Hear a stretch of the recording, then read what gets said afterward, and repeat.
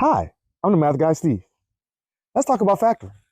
So, when factoring a quadrinomial or four terms, the way we factor is by trying grouping. So, first we say, okay, well, let's group these two. What's their GCF? What do they have in common?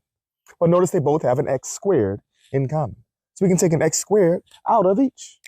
If I take an x squared out of each, let's see what's left. If I take an x squared out of this first one, we're left with another x. If I take an x squared out of this one, we're left with a positive 8, just the plus 8. Okay. Then we group these second two. We say, well, if I group these, what's their GCF? What do they have in common? Now, it doesn't look like they have anything in common that I can take off of each, but we can't say nothing. So we say, oh, well, at least they have a positive 1 in common. So if I take a positive 1 out of each, we're just left with the x plus 8. And now notice, they both have an x plus 8 in common. So we just pull that x plus 8 off of each, and looky. We're left with that double set of parentheses, or that double bubble that we referenced. We take off the x plus 8, and what's left is just the parts in front.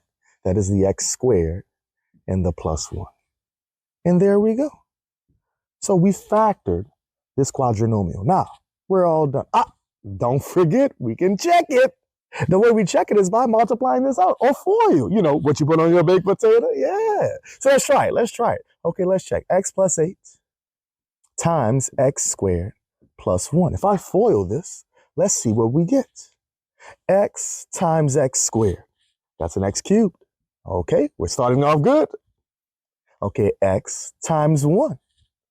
That'll be just a positive x. Okay, 8 times x squared. That's 8x squared. And then 8 times 1. That'll give us a positive 8.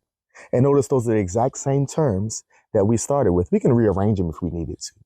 X cubed plus 8x squared plus x plus 8. And there we go. So factoring is not that difficult. And always remember, math is everywhere.